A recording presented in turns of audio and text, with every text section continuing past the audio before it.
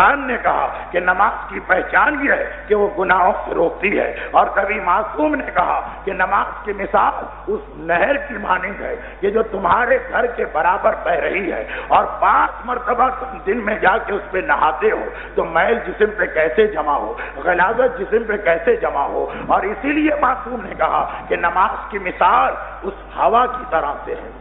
کبھی امام کہہ رہے کہ نماز دریا کی طرح سے ہے، کبھی امام کہہ رہے نماز ہوا کی طرح سے ہے۔ کون سی ہوا؟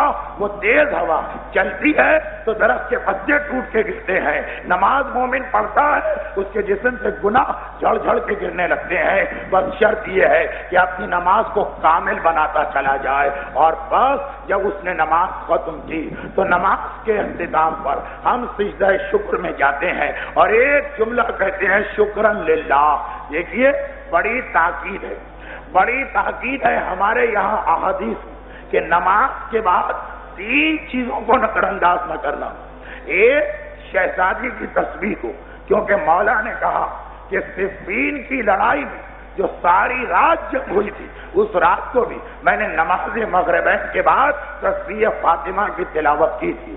دوسرے دعا، دعا مخ العبادہ، وہ نماز قبول نہیں ہے جس کے بعد دعا نہ مانگی جائے۔ اور تیسرے شکر کا سجدہ کہ پروردگار تو نے اتنی توفیق دی کہ میں نے تیری نماز ادا کی ہے۔ اب جو آپ شکر کا سجدہ کرتے ہیں بس یہی اولاد کی تربیت کا اہم ترین حصہ ہے۔ یہ جو سجدہ شکر ہے، نماز کے بیچ میں جو سجدے ہیں وہ سب تربیت اولاد ہے، لیکن نماز کے بعد جو شکرن للہ، یا اللہ ہو یا ربا ہو یا سیدہ ہو، شکرن للہ کہتے ہیں، وہ سب سے اہم چیز ہے قبولیت نماز کے ساتھ تربیت اولاد کے لیے۔ خصوصاً اپنی بیوی کو، گھر کی خواتین کو شکر کے اس سجدے کی عادت ڈالیں، کیونکہ جس نے شکر کا صحیح سجدہ کر لیا اس کا بیٹا بالکل محفوظ ہو گیا، اس کی اولاد بالکل بچ گئی۔ اب ان دونوں میں کیا ربط ہے؟ شکر کا سجدہ اور نماز اور تربیت اولاد، ان دو میں کیا ربط ہے؟ یہ انشاءاللہ میں کل بیان کروں گا، کیونکہ آج کی مجلس کا وقت پورا ہو گیا ہے۔ تو نماز کی اہمیت کے بعد اب آئیے تربیت اولاد پر، وہ آخری سجدہ شکر جس کے بعد آپ زیارت کے لیے کھڑے ہوتے ہیں، وہ آخری سجدہ شکر تربیت اولاد کے لیے اہم ترین ہے۔ ویسے تو سجدہ شکر کا فلسفہ کیا ہے کہ خدا جب تمہیں نعمت دے تو فوراً شکر کے سجدے میں گر جاؤں، اور نماز سے بڑی نعمت مومن کو اور کوئی نہیں ملتی۔ ٹھیک ہے، بہت سے ایسے مومن ہیں جو نماز کو زحمت سمجھتے ہیں، مگر وہ جو شکر کا سجدہ آپ بعد میں کر رہے ہیں وہ خود اس بات کی نشانی ہے کہ اسلام نے نماز کو نعمت بنایا، اس لیے شکر کا سجدہ کرو۔ اب اس سجدے کا اور اولاد کا تعلق تو کل آئے گا، مگر اس سجدہ شکر نے ہمیں یہ یاد دلا دیا کہ جب کبھی کوئی نعمت ملے تو شکر کا سجدہ کر لو۔ اور بہت سی ایسی نعمتیں ہوتی ہیں کہ کم عقل مومن، کم فہم مومن، کمزور عقیدے کا مومن اسے مصیبت سمجھتا ہے، مگر اسلام کہتا ہے کہ یہ نعمت۔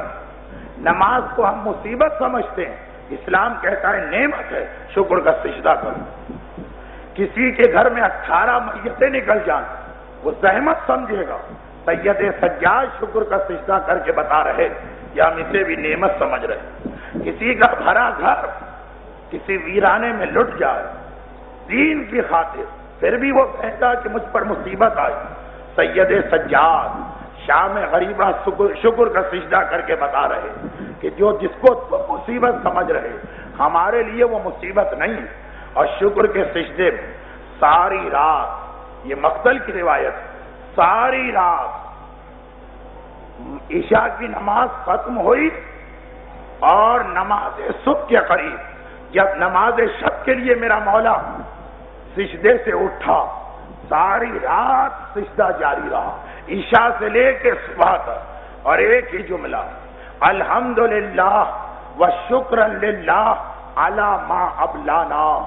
ساری تعریفیں اور سارا شکر اس پروردگار کا جس نے اس قابل سمجھا کہ ہمارا امتحان لیا، جس نے ہمارے گھرانے کو یہ اعزاز بخشا کہ ہمارا امتحان لیا۔